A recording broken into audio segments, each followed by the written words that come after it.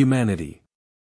When a Skitanii expedition fleet first found them, there was reason for much celebration among the great empires of the galaxy. The Skitanii were just explorers and data miners, more interested in simply cataloging the universe than actually bothering with the humans. After exchanging information they simply left, broadcasted the location of a human colony world, then just buggered off. With the location of a new potential conquest, war fleets from the entire galaxy began the slow march to conquer the newcomers. It was then that the first signs we had bitten off more than we could chew. The first, and last Battle of Eden, 4. It was the Kataskan Imperium. Bloodthirsty slave-mongering scum that have plagued the galaxy for millennia since the dawn of the first suns. They arrived on the outskirts of the system, Eden, 4, the so-called New Hawaii, whatever that was. A fleet of thousands of warships of every possible class and make, size and profile, the massive conglomeration of thousands of years of dominating civilizations and stealing their assets for their fleets. They had heard rumors of human strength and dexterity, intelligence, but nothing. Nothing prepared them for what happened. The speech heard around the galaxy blasted across the entire communication network. A grand speech from the fleet admiral as he started his bloviating and posturing, keeping his fleet on standby as he spat his meaningless words to the humans. At its conclusion humanity as a whole offered the galaxy one simple response. In front of the entire galaxy, in front of the largest fleet of the 6 empires. In front of everyone, the humans phase-shifted their entire civilization into an alternate dimension and stayed there. 6 dozen star systems suddenly became empty ghosts that looked like they were there, but weren't. Every ship, every building, every star, hell, even every asteroid in the local belts, suddenly phased out of reality and into their own alternate dimension of existence, leaving nothing but a slightly transparent ghost of what once was. An entire portion of the galaxy's unexplored regions simply popped out of existence, along with the entire civilization that it contained. The war fleet that remained behind did not transition realities with it, and launched an absurdly stupid attempt to do damage. This failed embarrassingly badly as every shot they fired simply flew through each object harmlessly. As if a great civilization from eons past created holograms of massive star systems and forgot to turn them off. The humans acted as if the warship fleet nearby was little more than a mild irritation, and they simply just carried on doing whatever they were doing at the time. The fleet's communication signals were blocked, and the admiral's pitiful childish wailing remained unanswered, his calls going to nobody. Humanity, in one fell swoop, not only secured their future as a species and as an empire, but also rendered unto any enemy the most egregious and vicious insult they could possibly suffer. To be ignored.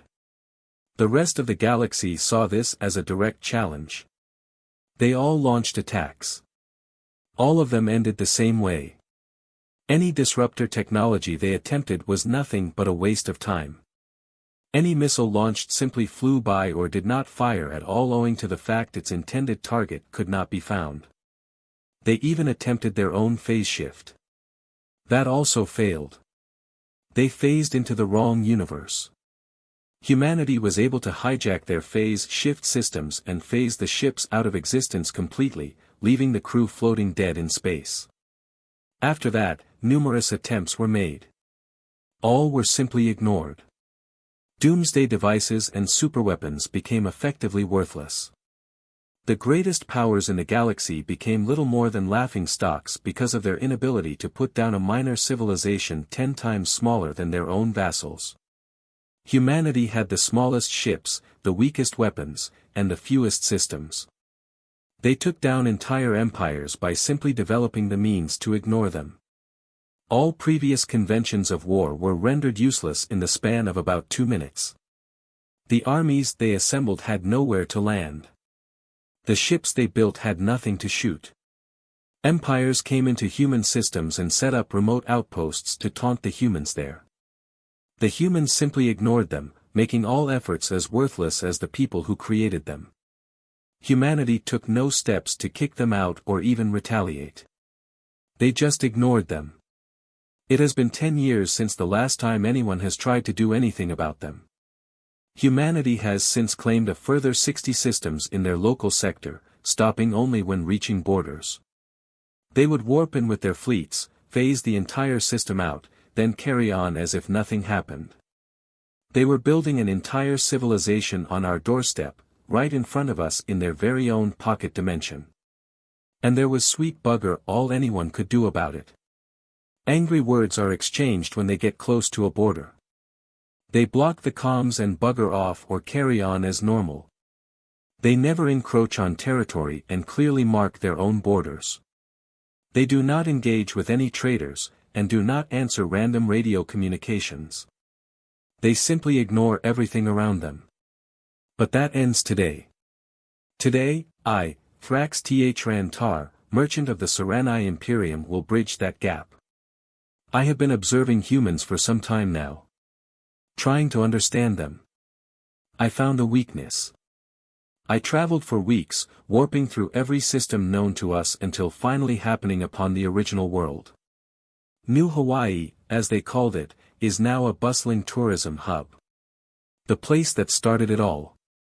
They, as per usual, ignored the entrance of my small frigate and I carefully maneuvered my ship through the traffic. They could do nothing to me but pass through, but I tried my best to avoid them regardless. I hovered around a station for a bit. It looked like a dry dock of some kind and I observed it for about an hour, eventually finding what I was looking for, a seemingly disused or derelict dock. I maneuvered my ship into it and started praying. I had a pre-recorded message for the humans. Every known radio frequency, every known signal, all broadcasted only locally. I prayed one last time and then started the recording. Hello humans. I understand that your introduction to the galaxy was not exactly what we would call friendly. Yeah, I guess that's an apt enough description. I would like to be the first member of the galactic community to extend a hand in friendship. Or at the very least, a hand in commerce. My name is Thrax Rantar, orderly merchant of the Serenai Imperium. I mean no harm of any kind. If I receive no answer within the hour, I shall simply show myself out. If parked in the wrong place, I apologize for the inconvenience. Thank you and have a nice day, I guess. This definitely caught their attention and suddenly every ship within visual range turned to face mine. Unauthorized scan. Unauthorized scan. My ship's AI barked at me loudly as I now had several dozen warships perform scans on my ship. Oh gods, I knew it. I sounded so stupid on that recording. I should have made a proper speech. Oh no, oh no. I yelled at myself for my incompetence. Docking clamps engaged. Pressurization is complete. My AI said again, loudly snapping me out of my daze. What? De-docking clamps. I quickly hurried towards my console and checked things. I had phased out of existence and they had brought me into their universe. More so, I had docked with their station.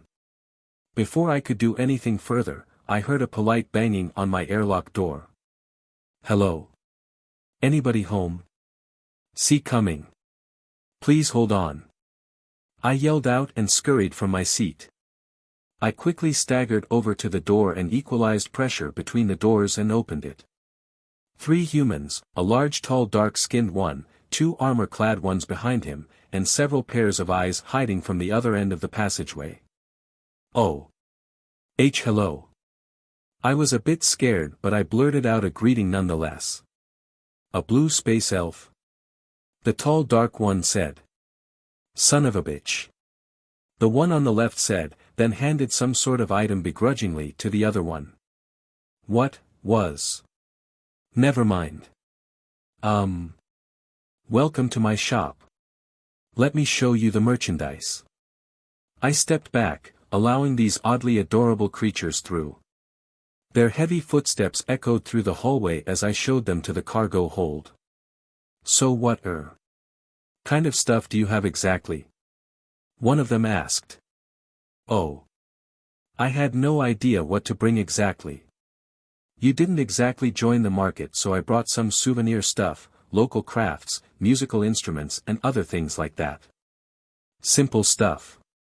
I have no idea what your dietary requirements are, so I try to avoid foodstuffs. No weapons, no tech, no state secrets and whatnot, just